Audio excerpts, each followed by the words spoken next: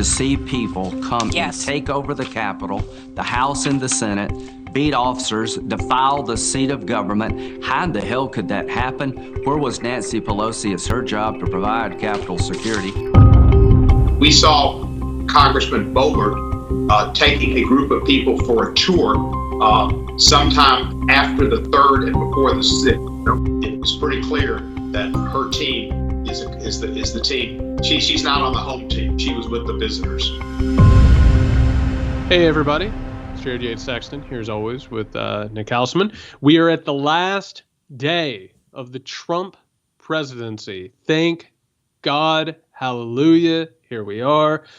Before we get into all that, we are really excited to welcome to the podcast later on Jennifer Taub, the author of Big Dirty Money, The Shocking Injustice and Unseen Cost of White-Collar Crime. Can't imagine how that's relevant at all, considering this criminal is going to leave the White House and we're going to see what happens with it. But here we are today talking about this inauguration, talking about the possible violence that we could see. I have to ask, Nick, how are you feeling? Well, I'm wondering, so I'm also a child of the Midwest, so that's what explains the same mindset that I share with you. It's not having watched like Woody Allen films growing up from a way too early age. I assume that sort of kowtows into it. I always kind of bring it around to, it was sort of factory sense, from a factory family, which is just like, oh, you survived the day at the factory today. Good luck tomorrow. Wow. Okay. I mean, I think for me, the background's like, we were slaves once. It could happen again. So, there's probably a similarity there, factory workers and whatnot. So, yes, I could see that. Yeah. So how are you processing? So this is coming out. We're taping this actually on the 18th. It'll come out on the 19th. Of course, we have the inauguration on the 20th. By the way, just for the record, I do not think it should be a public inauguration. I don't think it should be outside. I don't think it should be in a deep, dark tunnel somewhere. And that feels terrible to say. How are you feeling going into this entire situation? I mean, we have the CEO of MyPillow, who somehow or another, Mike Lindell, who is just crazy as it comes, apparently going into the White House to talk about martial law and I guess the possibility of trying to overturn this election still and subvert democracy. I think in a really ominous phrase, things are quiet, a little too quiet. I honestly don't think that anything is going to happen of consequence. I think that certainly, at the Capitol, nothing is going to happen because they're going to look at this thing and say it's so tight with, security and whatnot. It would just be nothing would get done the way they would want to, they being these insurrectionists or whatever they want to do to create chaos. So you imagine, okay, they'll do it spread across different, municipalities across the country. That's harder to defend that way, which could happen. I don't know, though. I kind of just feel like it's going to fizzle out as all Trump, charades fizzle out into a nothingness. I think the thing that we're going to deal with tomorrow will simply be 100 pardons. I think minimum is in the list right now is 100 people are going to get pardons. And that will just trigger a whole firestorm of legal things that could happen. And then he's going to sneak out. Like, listen, if you want to go to this little soiree he's having before he leaves at Edwards Air Force Base or whatever it's going to be, you got to be there at like 6 a.m. He's not making it easy on anybody to attend this sort of event. So I think that's going to be the big thing is he's going to get the hell out of there early and he's going to issue all the pardons just before he leaves. And then these people are going to be milling about looking for something. But I don't think it's not going to happen today, tomorrow. So I've been spending a lot of time over the past few days, like really putting my ear to the ground. One of the things that ended up happening, and we can have a conversation about this, and I think we'll actually talk about this more in the very near future, because I think it's a topic that deserves a little bit more conversation and a little bit more consideration. Is like once Parler got dropped, and once all these people. Once these people started to be like purged off of social media, they started going even deeper underground. So one of the things that we've actually seen over the past few days is that right-wing extremists have started actually patterning themselves after ISIS and Al-Qaeda, like they have for a while. They've been using the ISIS Al Qaeda sort of extremist playbook in how to radicalize people, how to recruit via social media, and they're now going underground in terms of their communication. But the places that I've found, the places that are still sort of it's like one of those 1980s sort of, movies where you're like checking the band on the radio and seeing which radio stations are still playing. The more that I'm looking at it, first and foremost, for people who think that like QAnon or these conspiracy theories are just going to flutter away on the 20th, I'm here to tell you that they are not. And that they are changing, and that the story is the plot is thickening, Nick. It is taking some turns that we're going to talk about a little bit today. But I will tell you that I think most of the extremists in this country understand that the focus is on January 20th. That security is going to be incredibly tight. That they're not going to allow them to carry out some sort of insider attack. They're not going to allow them to carry out some sort of moment of mass violence. Doesn't mean it won't happen. It doesn't mean that somebody won't go crazy and try something, because, my God, there's always a possibility for that, and these people are narrative driven. They are becoming more and more focused on a long-term project. They are focused on what you would call soft targets. They're looking after things that aren't going to be locked down, like the green zone in Washington, D.C. They're looking at capitals around the country. They're looking at places where people are going to be. My God, if we weren't in a pandemic and we had shopping malls and restaurants and movie theaters, we are looking at the possibility of an insurgency that might look a lot like domestic insurgencies, such as what we've seen, in places like Israel or places like Ireland. We could be looking at a very long, drawn-out thing. And I have to tell you that a lot of people are very excited to have Joe Biden as president instead of Donald Trump, so they can have an oppositional president that they can fight. Yeah. And by the way, I'm right there with you as far as not having this inauguration outside. It should just be indoors, live stream it. There's not going to be a huge crowd. I don't think they're allowing like the kind of crowds all the way across like they would have in the past anyway. So I think that's a real interesting thing. My question, I don't know if I brought this up in the last episode or not, but it's like, okay, so they're going to try and do these insurrections or whatever they're going to call these attacks on different capitals, let's just say. How many until it's considered a civil war? Let's say at one time. Is it 25? Is it does it have to be 35 of these, Capitol buildings that are under attack at the same time before we consider this a civil war, or not? Because there is a definition there, right? There is a threshold that gets crossed, and all of a sudden we realize even if it's only 15 to 20 million people who really are the crazy Trump people, that's enough. Yeah, it's not hyperbole to say that we have been in what you would call a cold civil war for a while. And, that we've had all these cultural clashes. We've obviously lived in these alternate realities. And I think anybody who sort of denies that fact and sort of the danger of the moment only helps these people. It only gives them cover to operate and room to be emboldened. I mean, we were talking about this before we started recording, man. The FBI is starting to vet National Guard troops ahead of the inauguration. Like, they literally have to talk to people to make sure that they're going to take their oath seriously.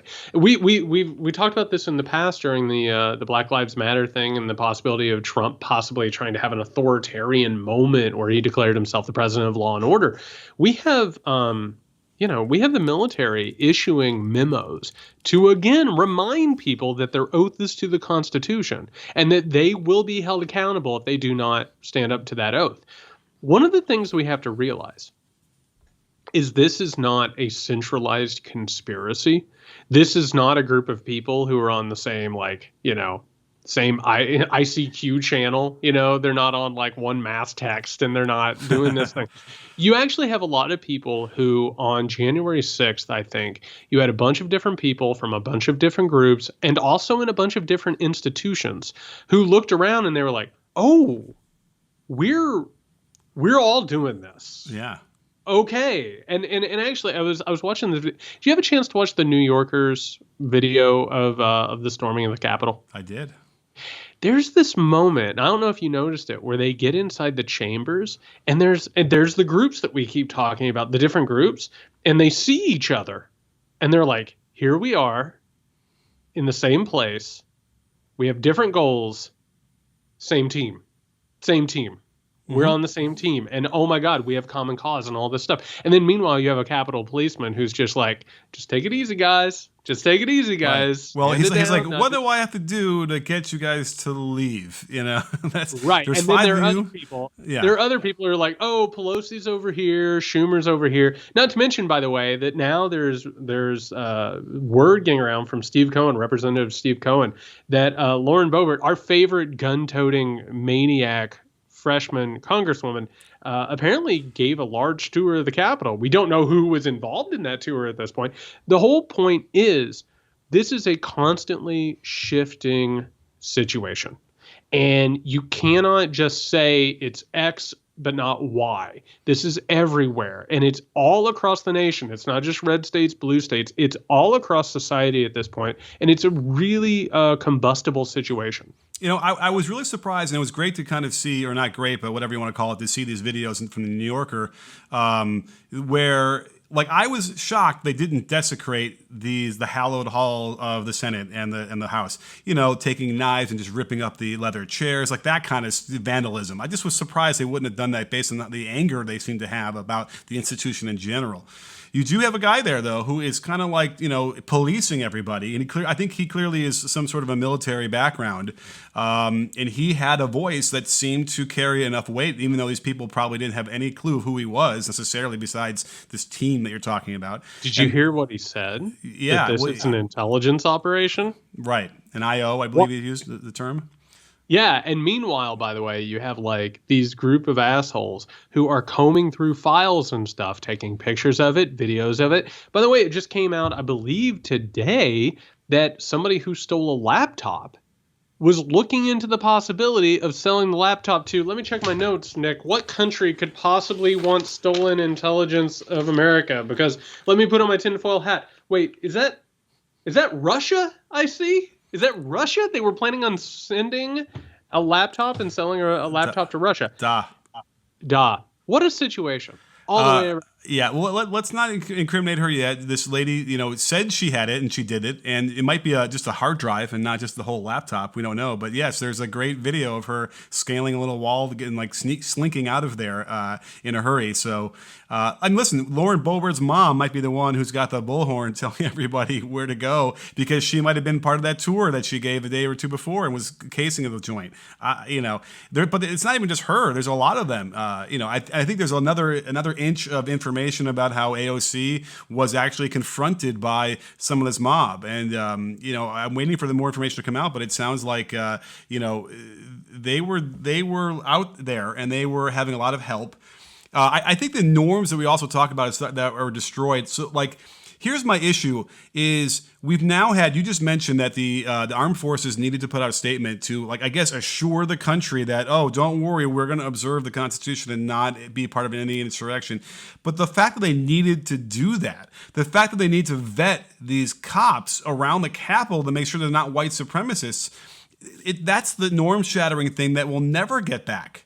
Right? Even though I don't feel reassured about that. I mean, it's nice, perhaps, if there's no white supremacists who are going to be like Fight Club kind of stuff with these guys. But, you know, how did we get here? How did we get to a point where they have to actually say these things? Well, I mean, you know, we've talked about this in the past, too. It's allegiances within allegiances. I mean, there are members of the military who swear an oath to the Constitution, but then they swear an extra oath. And the extra oath is like the Oath Keepers. Right? It's that they believe that the United States Constitution has been subverted and that they're facing tyranny. Meanwhile, you have the QAnon people who, you know, are swearing an allegiance to QAnon and that they're digital soldiers, and it's a group within a group within a group. And it keeps happening to the point where, and this is the problem with an insurgency, you never know who anybody is. You never know who is on what side. And then, and I have to tell everyone, just to let you know what history shows us, when you're dealing with an insurgency, one of the things that happens, particularly with like hegemonic, like colonial powers, is there's like kill them all and let God sort them out. Oh, yeah. But like, wait. Just smash them and figure it out. We are going to get more than likely a ton of quote unquote anti-insurgent laws and new surveillance powers. And by the way, those things, they have a tendency not to be just used in the way that they are, quote unquote, designed. They are used to subvert anybody. Like, and if you think that that's not going to be turned around, we're taping this, by the way, on January 18th, Martin Luther King Day. Yeah. If you think that intelligence operations aren't going to use those tools to crush dissent and protest on the left, you got to take a look at a book sometime, because absolutely they will. But let's not ignore that. Like, there's a way for these insurgents to know who's on their team. I mean, there's a physical appearance litmus test that they pass that just, I think, by being white gets you halfway through the door. And certainly anybody of color does not fall into that category. And like, that's the other. Now, we did see some people who were mixed in there, and it's always a very strange, curious sight when you do see that. But for the most part, these are white people. Like, that's the gateway there. And we also can't forget how the Constitution was written itself. You know, it's not surprising when you learn a certain version of history in school and not taught any kind of critical thinking in school, that you can take a lot of what the Constitution says, you know, literally, and become a white supremacist who wants all these things and feel vindicated and verified that this is what we're supposed to be doing. That's what you heard them shouting in the halls as they're leading this coup. They are thinking that they are representing the United States of America. And, you know, that's like, when you really think about the idea of a civil war or the Confederate States of America, one of the things that we have to talk about is how we reached that point, right? How we reached the point where all of a sudden, like, part of the country left and ended up in battlefields. And a lot of it had to do with movements that not a lot of people thought were going to take off. Like, you had the fire eaters down in the South who were like stoking these conspiracy theories and telling people to leave the Union. You had newspapers that were fomenting this idea of Southern identity. Then you had, you know, Southern politicians who were in Congress who were trying to perform for their regional newspapers, right? So they could get reelected, so they could fundraise, so that they could build their own little political fiefdoms.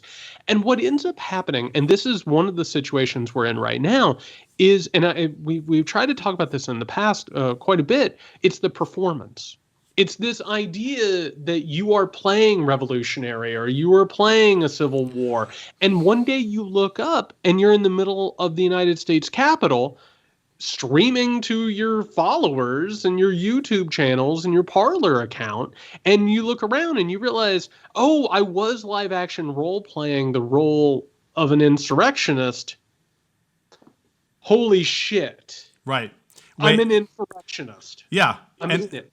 But then that realization is coming as the FBI is showing up at their door to arrest them and take them away. And I think a lot of them are... Some of them are doing that. And then others are like, I am here to destroy the United States government and realize a fascist ethno-state. And those two groups help each other. That's the whole thing, is those two groups, they find each other in the Senate chambers. One person is on their YouTube channel and the other is looking at schematics. Right. The genesis of this, by the way, it feels to me like when we first met and you were walking around through these Trump rallies, and it seemed to me, or even when we had these clashes, quote unquote clashes between different, you know, groups, it was like two people who wanted to yell at each other and like 50 people surrounding them with cameras. That's what it looked like. And like, people were just desperate for anybody to have any kind of conflict that they can get some sort of video footage of. Not to mention the fact that when you are videoing these things and you're looking at it all through a lens, it separates you from the reality of where you are. Yes. And it really, that could be good sometimes, I suppose. If you're in a war situation, you might not realize, oh my God, I was covering the war, let's say, as like Wolf Blitzer in Iraq or something, and it was dangerous, but it doesn't feel that way because you have this camera sort of in between you. But where it gets dangerous is like what you described, is that all of a sudden they don't realize that they are in the most dangerous situation that they've created, and it doesn't have any self-reflection or resonance. They don't understand what they're doing. We could dedicate every podcast for the rest of our lives to trying to understand the weird, esoteric, abstract nature of this. Because it is. It's something that has vexed philosophers for all of time, right? Like, what is being? Aren't we all performing? Life is but a stage, right? But think about that. It's like back in the day where you could go to a restaurant and you ordered your food and you wanted to take a picture of your food with a filter to put on your Instagram or put on your Facebook. all of a sudden you are taking that meal and you're turning it into a representation of something you want to present to other people. And like going back to when you and I first started talking, when I was going to these Trump rallies, like I knew politics, I understood history. I didn't understand it like I do now. And matter of fact, the first time you and I ever talked, we did an interview for your podcast at the time, right? Mm-hmm. And every time I would get on the phone with people, I'd be like, okay, I think I understand what's going on, but I had to project and perform like I knew what I was talking about. It took me years to actually become sort of the character that I was portraying, right? I had to, it's the old term, it's fake it till you make it, right? And there's a weirdness to all of this. And this is what I keep trying to tell people. The only way to prevent coups and civil wars and all of this violence is to understand that it's possible. Because these things happen all the time. People, and we talked about QAnon. People are like, oh my God, QAnon is crazy bullshit. Absolutely it is. But their main tenet, if they believe in it enough and they convince enough people, and by the way, part of it is this Day of the Rope or the Storm or the Great Awakening, which is executing a bunch of people. You may say it's not true and it's a cult. And by the way, it's not true and it's a cult. If they go out and they lynch a bunch of people and murder a bunch of people, guess what?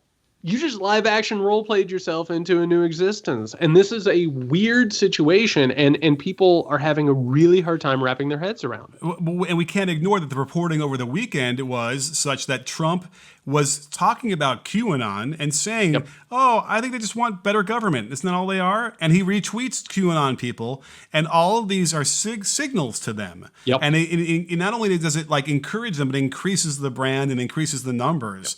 You have a president of the United States espousing these things. You have people in the Capitol building. I mean, walking around with a fucking Confederate flag in the Capitol building. Like, these are the things that should never, ever happen. They are now happened. It's all common, at this point, and there's no getting that back. There's no hallowed halls anymore. It's been desecrated.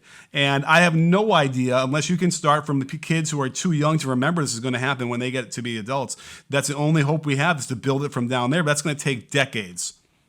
Well, there are ways to get around it. I mean, we've talked about this, like how to start de-radicalizing people, which is give them something to do and improve their material conditions. Like, that's one way that we can actually start to do it. Because if we want, I mean, we're not going to have re-education camps. I don't want re-education camps. Patriotic education. Yeah, patriotic education. Like, that's not our side, man. That ain't it. That ain't it, Jack. This is going to take a very long time. I mean, the Q people, I've been on this Q thing for a while, and for a while people are like, why are you studying QAnon? It's such a dumb bullshit thing. And it's like, yeah, I understand it's dumb bullshit, but eventually this is going to become mainstream news. And it has.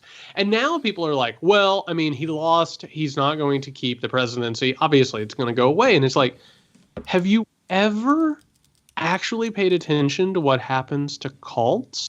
They predict shit all the time that doesn't come true. And what do? They absorb it and redirect it. And they're like, oh, I thought I got a message from God that, the world was going to end on Tuesday. He meant next Tuesday. He meant 2 Tuesdays from now. He meant Tuesday next month. They are already talking about multiple stories. They're talking about that Joe Biden is actually dead, that there's a clone that's replaced him. They're talking about the possibility that Trump is blackmailing Biden, and so everything Biden does is actually what Trump wants done. There's other people who believe that Trump is going to be creating some sort of a resistance France type situation. Like, there are so many theories at this point, because that's what happens with these cults. They grow and they change and they get new leaders and they move. This one's decentralized. I don't know that Q has said anything or posted anything since like December. Mm-hmm. Like, people are filling the vacuum at this point. Trump will have his people. Flynn will have his people. Sidney Powell will have her people. There's going to be all kinds of people who are going in different routes. They're not going to stop. This thing doesn't stop. The only way we can take care of it is to de-radicalize some people and bring the temperature down. Well, and the reason why this was able to take hold so well is that it's the religious aspect of it. So many of the people who are evangelical go through all of their predictions and these wild things, and they never come true, right? But it doesn't stop them from continuing or moving the goalposts or shifting. And then, and there's certainly a through line to all these things, and it's probably rooted in sort of, hate and racism, but still, and white supremacy. But that's the thing, is that it's such an easy conversion for that whole segment of people who are already, been able to just, not have any standards to their thinking, going forward, and always been like, oh, okay, well, I know I said that the Messiah was coming 2 weeks ago, and I know he didn't come. That's because he's really going to be coming next week, and then so on and so forth. And by the way, we're getting ready to go to our interview with Jennifer Taub, who I thought had said some really interesting things about how our confidence and faith can be eroded by people who are engaging in corruption and are not being held accountable. And she's exactly right. Like, there are these moments where the things that we're supposed to have faith in, our institutions, justice under the law, equality, those things become so scarce that it creates a vacuum of trust. And when you're out there trying to gain power and profit for those things, and you're not paying attention to the actual health of society, you end up in a position where people are going to look for, and by the way, we've talked about this for years now, they look for conspiracy theories, which give them some sort of an order that explains what has happened. And the wealthy and the powerful use those conspiracy theories to cover their own tracks and to keep people from understanding what has actually happened. All right, everybody. So we're going to go now to Jennifer Taub, the author of Big Dirty Money, The Shocking Injustice and Unseen Cost of White-Collar Crime. We'll be back. Hey, everybody. We're really, really lucky today to have Professor Jennifer Taub, who is a legal scholar and the author of Big Dirty Money, The Shocking Injustice and Unseen Cost of White-Collar Crime. Her work has been absolutely essential in talking about this current moment and breaking down how we've arrived here. Thank you so much for coming on. Thank you both for inviting me. It's great to be here. So here we are, 2021. We are in the last, I'm going to knock on wood, couple of hours of the Trump administration. White-collar crime personified in the White House with absolutely no real ideology beyond a grift that just keeps on evolving and changing and growing more brazen by the day. Big question to start. Can you talk about and sort of connect the dots a little bit of how in the world we arrived at the point where the personification of white-collar crime ended up the president of the United States, and basically how government has buckled underneath that? So, I have, a meta story, but I don't want to say I have the only answer. I'm reminded a bit of, I was an English major in college, and I studied George Eliot. And I remember in Middlemarch, there was some guy who claimed he found the key to all mythologies. And he, of course, was an ass. And so I want to be careful and say, here's one theory.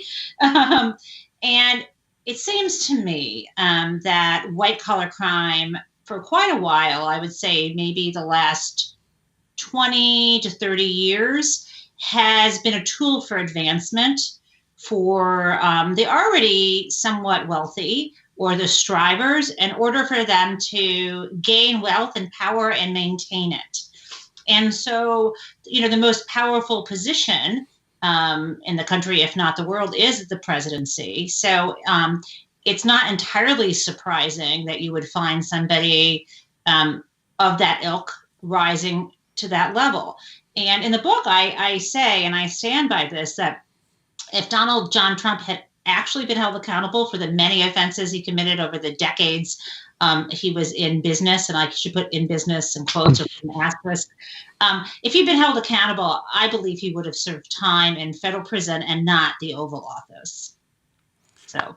Well, I'm kind of curious because, the first impeachment was sort of this vague abuse of power notion. And I almost feel like corruption itself is a bit of a vague notion, too. So I thought, can you give us a little bit of an insight of like what you're looking for as far as now that he's done? It seems like the gates will now open, the floodgates will open, and these lawsuits will become a lot more, start actually being prosecuted. Like, what are the things we're looking for here as far as Trump goes and what he's open to prosecution for?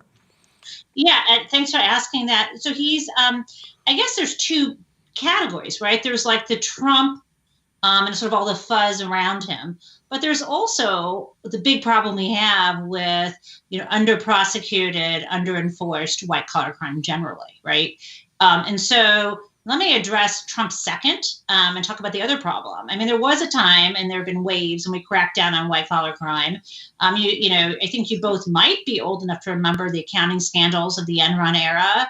And there actually were people who went to jail. Prior to that, there was a savings and loan debacle, 1,000 bankers prosecuted and convicted. But with the Enron situation, you had high-level executives prosecuted, right? So in terms of that first category, that first bucket, I'm hoping that a Biden administration led by Merrick Garland as the Attorney General doesn't continue to do what's been done over the last 30 years, one of which, I guess there's I'm this counter kind of person. One of which is letting corporations become repeat offenders themselves through these deferred and not prosecution agreements and non-prosecution agreements. We just saw one the other day with Deutsche Bank, and it's like again and again and again. So there's that. But there's also, even within, if we just look at the corporate crime, not holding the senior executives accountable. I mean, how can you have a corporation plead guilty or be found guilty, but you defer the prosecution, you don't actually hold them to account, but somehow you can't find any human inside the business who committed the crime? It doesn't actually make sense. So we need that kind of, whether it's corporate or individual crime, individual accountability at the highest level. That's one thing. And then you're raising your hand, so Nick, go ahead. I just want to point out that, Enron case, who the lawyer involved in that is none other than Sidney Powell, who I think is talking about, honorable Sidney Powell. Yes. Yeah. So I just wanted that, just feel like it needed to be said. Yeah, but you also had Andrew Weissman too. So people take different paths, and mental health is a real issue. She seems to me to be one of these people who's not just corrupt, but there's actually something I think deeply wrong with her. It doesn't excuse her behavior.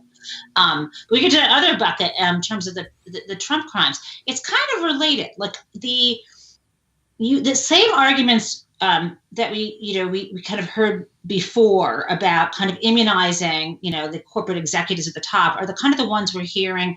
Well, let's just look at the insurrection. I know it's not a white collar crime, but still a federal crime. It's all about like, well, these people went on their own, right? Like, you hear the only law and order language you hear out of, for example, the Republican Party is, well, it's just terrible that they tore up the Capitol, and then some whataboutism, right? That they point at other places. But they don't want to, they keep saying, and even Lindsey Graham, let's drop this impeachment because it will create, strife and division. It's like, well, why is there always this idea that the person at the top who created the problem, who set the thing in motion, we're not going to hold them accountable? You can just look, Trump is to the insurrection what someone like Stumpf was. John Stumpf of Wells Fargo was to the multi-million numbers of people who had accounts open fraudulently. That guy retired in disgrace, and I put disgrace in quotes because he made millions of dollars, and only after he retired was he banned from the industry. Maybe he got a little haircut on his hundreds of millions of dollars he made over the years, but so what? There's no lesson learned. And so I guess what I'm saying is, I'm hoping that Merrick Garland, and maybe I'm putting too much hope into this, does no longer, gives breaks to people like Trump, whether it's Trump himself, when it comes to prosecuting him after office, or people who worked with him. And same thing with, white collar offenders. We really need an overhaul, and this is the moment. We talk a lot on this podcast about the cumulative effect of people not being punished for their crimes and what it does for society at large and how it damages things. And I was doing research on a new project, and I came across this concept in ancient Rome where there were two classes. And this is, of course, where you move from like the Republic into the Empire, which is like where, you know, fascism has sort of grown in at the level. You have the humiliores, who are commoners, who can get prosecuted, they can be executed, violence is totally part of their lives. And then you have a group called the honestores, who are the elite ruling class, who can't be held accountable for things, like violence should never touch them. And so you have like this very stratified society, right? And one group that gets away with everything that they want. And as a result, they have a competition between themselves over who can push the laws the farthest and who can take the most chances and who can break the most laws. What have you seen, particularly in the past few decades, where you have like white collars who aren't being held accountable, where breaking the law actually becomes part and parcel to see who can do the most, who can get away with the most? What have you seen in the effect of what that does to society at large? What has that done to us as a country? So being a lawyer and not a historian of Rome or sociologist, again, that won't stop me from commenting about the limits of my understanding. But yeah, I just wanted, this is what you're getting at here is a kind of what the book gets at too, is a caste system. I called it big dirty money, and I didn't, although the white collar crime is in a subtitle, I'm kind of clear that I'm, as one of the chapters says, talking about something called implicit immunity of the upper class. And so I like how you're mentioning this history of Rome, that there are, untouchables, but not in the sense of Indian caste system, a different kind of untouchable. And so you do see examples of, white and wealthy people, or people who judges think, the young man, should get a second chance because he looks like the judge. So you do see whole categories of criminal behavior that you wouldn't call economic crime, or you wouldn't associate with what we might call a white collar offense. And so you have the influenza defense that guy, Ethan Crouch, used until they finally caught him in Mexico after he skipped out on his probation. Or you have someone like Jeff Epstein, right, who both was involved. I mean, you can't be involved in massive vice, crime, and abuse without paying people off, right? And so there's always going to be money laundering and bribery around people who are really brazen and affluent together, paying people to, snitches get stitches, or don't snitch, I'll give you a lot of money. I don't have a good rhyme. So I think we're seeing that. What does it do? I think it's demoralizing. I think the whataboutism that we mock, sometimes whataboutism is a real thing for people. I mean, people often feel like, what the hell, why should I pay my taxes? I mean, we're talking about like, people who can kind of get away with it, and maybe the upper middle class tier or others. Why should I pay my taxes? Why should I follow this law or that law when I see all this lawlessness, right? It gives people an easy excuse. And I think it also undermines trust in a lot of ways, whether it is, it's what's really hard here is to be critical of, for example, corporate behavior, and to point out corporate crime doesn't mean that I want to abolish all corporations, right? To say corporations should, that we should enforce antitrust law doesn't mean that I want everybody like, having a blacksmith shop in their backyard where they're like making their own tools, right? And so this is where it gets really important. Lack of trust in big pharma is one of the reasons why we had the anti-vaxxer movement, and so on, right? And you get to lack of trust in institutions. And I don't mean blind obedience to institutions. Institutions are filled with people, and we need to do better each time, but to completely like throw out certain institutions. And then there's a power vacuum, and people like leaders, right? So if you say you can't trust the press at all, as opposed to, you're going to get someone who lies in the press, but let's be honest and air that and get that done. So, don't trust the press. People say, don't trust corporations or big pharma. You can't trust government. So who do you trust? Some dude on Parler, or you trust Alex Jones, so like, to me, again, if the most important institutions that kind of deal with and make decisions about the allocation of resources and how we live our lives, big business and big government, if they can't, they need to be trustworthy. And so you have the biggest, big business crook, Trump, and he's also a big government crook at this point, someone who bragged about giving money to politicians so he could influence them, all coalescing into one person. It's so incredibly destructive, right? And then the fact that even though he is the swamp, the deep irony is people can't see it. I mean, it's really hard to even describe, but I think some of the lack of cracking down after the financial crisis and all of that, and any kind of economic meltdown. Sorry to go on this, but when it was all happening, when I was writing my first book, Other People's Houses, I was reading about the Great Depression, and think about the timing of the rise of totalitarianism, of fascism, of the rise of the Soviet Union in the form it was, and the violence that came with that too. And you think, so I wasn't freaked out at that time thinking that this was going to happen next. I'm not surprised at all about the rise of Trump. So there's all these collapses of any type, especially financial collapses, make people susceptible. So all of it, I believe, if we'd actually held some bankers accountable, we might not have gotten Trump. I know that sounds like it's hard to go back, but I've often wondered about that, not just Trump, but this idea that I think some of the mistrust in Washington and why an outsider like Trump could say don't trust anybody was because people were very, very mistrustful at that point. I'm so glad, by the way, that you sort of connected those two things, because the thing that we never learn in our histories is after the crash in the 20s, we see a rise in fascism and totalitarianism in the United States of America. It's a natural sort of a progression. When people aren't held accountable, when our systems sort of, meld down like that, it happens. Well, I'm kind of curious. What's fascinating to me is that there's so many different layers that kind of fold into each other. So the whole caste system we talked about, as far as the elites, and they can all have a secret handshake, knowing that they're not going to get prosecuted, and they're all sleeping really well tonight, knowing that all the crap that they've been doing, it's white collar crime, is not going to get prosecuted. I almost feel like there's got to be a similarity to these insurrectionists, who are by no means elite people who are on Wall Street and with all their money. But they have a similar attitude, it felt like, and the brazenness of just, broadcasting live this insurrection, which, of course, is now leading to prosecution, which gets me to the question I guess I have, which is the only thing that keeps these certain people in the country from violating all sorts of laws simply the fear of prosecution? Is that all it is in our society, or specifically with these people? And that without that fear, perhaps that's why we get the kind of brazen lawlessness that we see. God, and this gets so complicated, right? Because we're also in the middle of movements to get rid of all jails, movements to defund or change the way police operate, movements, all the decriminalization stuff.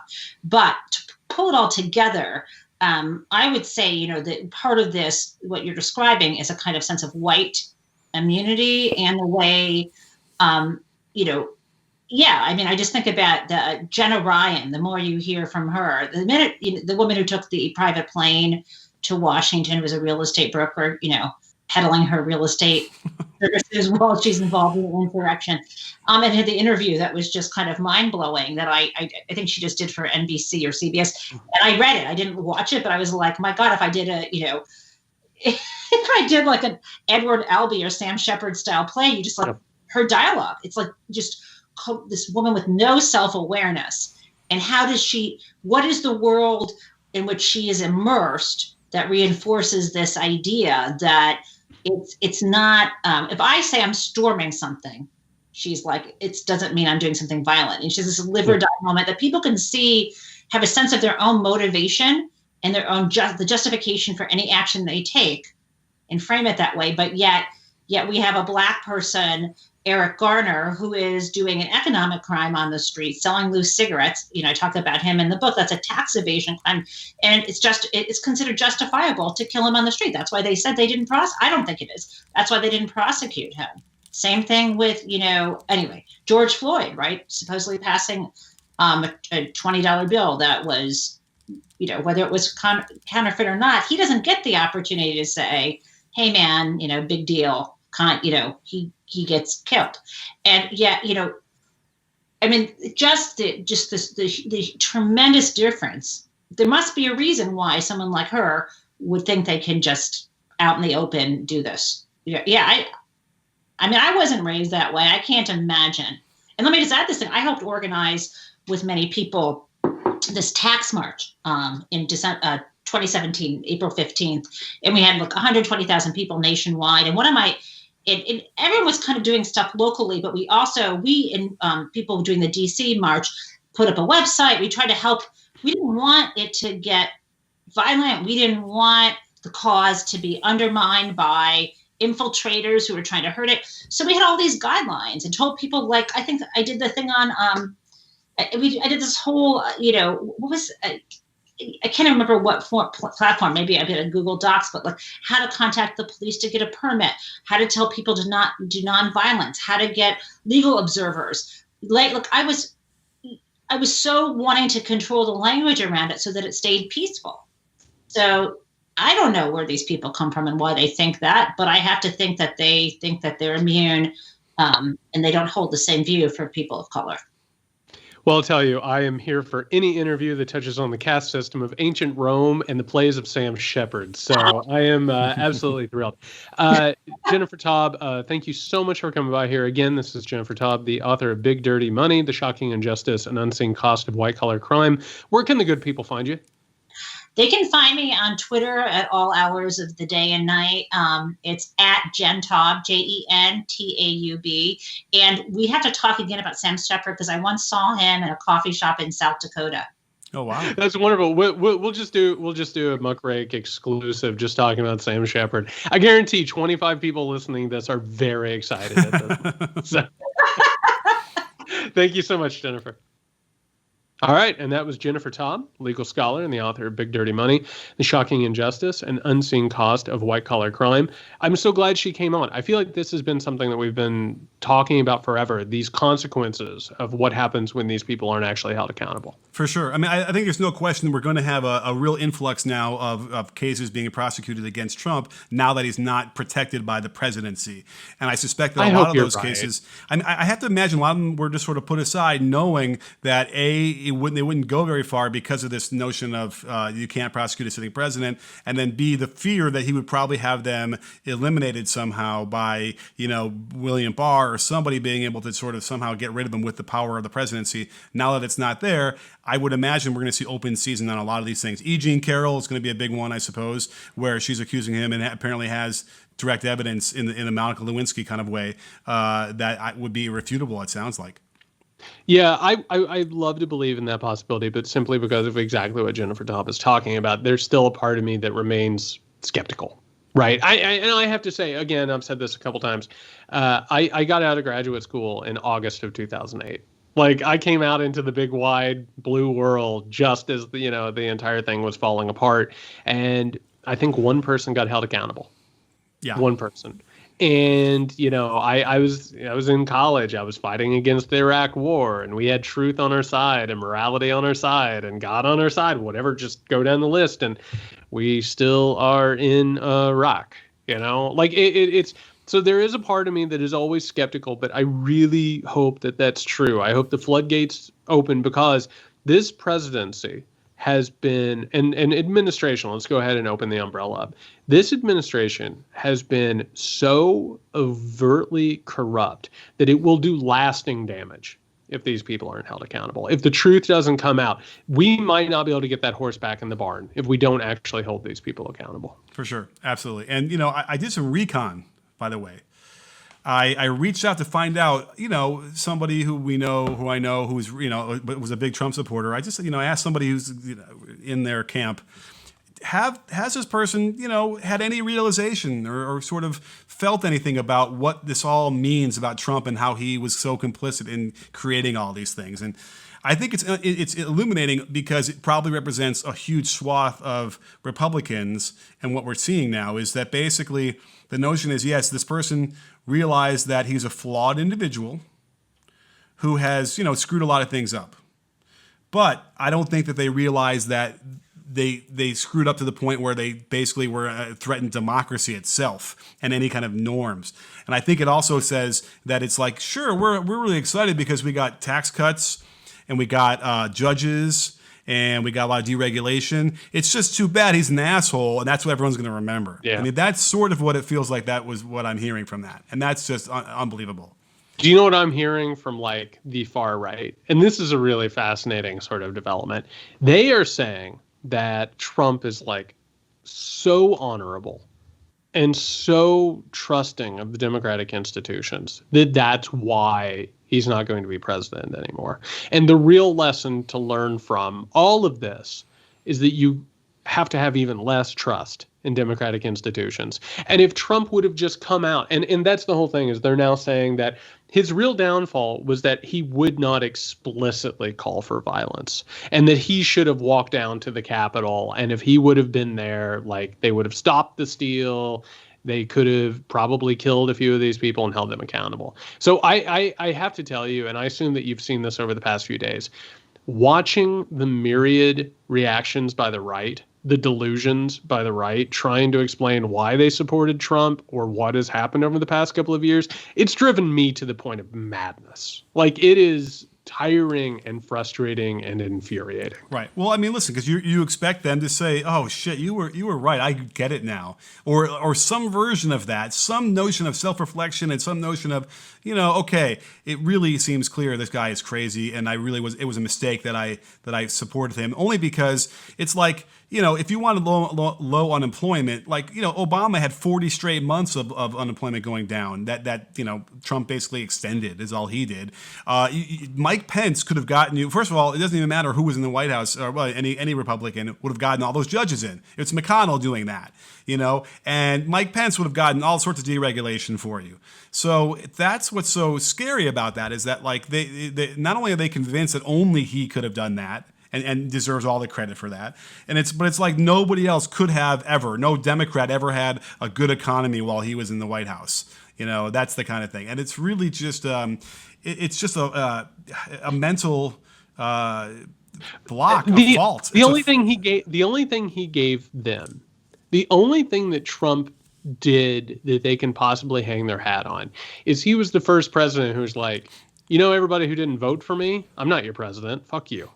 Yeah, that's it. Like, it was just he was a troll. That's what it was for these people. He was somebody who protected white supremacy. He protected vast inequality, and he pissed off the liberals. And that's what a lot of these people are hanging their hats on. By the way, let's just say this: good riddance. Good riddance to bad rubbish. Fuck the Donald Trump presidency. Like, it can't get out of here soon enough. I can think of no better way to finish the pod today. I know. Get the hell out. This will, knock on wood, be the last podcast of the Donald Trump administration for the Muckrake Podcast. God, what a farce. What a bleeding shame of bullshit this has been. A stain. It's a stain on our history. I'm hoping very, very badly, Nick, that we're not going to have to do an emergency podcast this week. I think if we did, that would be a really bad situation. A reminder to everybody that we do have a bonus show on Fridays, The Weekender. If you want access to that, all you have to do is go over to the patreon.com/Muckrake Podcast. This week, we're going to take questions from our patrons. So all you have to do is email us at muckrakepodcast@gmail.com if you are a patron, and let us know some questions. We'll work our way through it over this Weekender, and meanwhile we'll be talking about the inauguration, hopefully a peaceful transfer of power. Hopefully this goes off without a hitch, but we have to tell you, everybody, just stay safe out there. Just stay safe.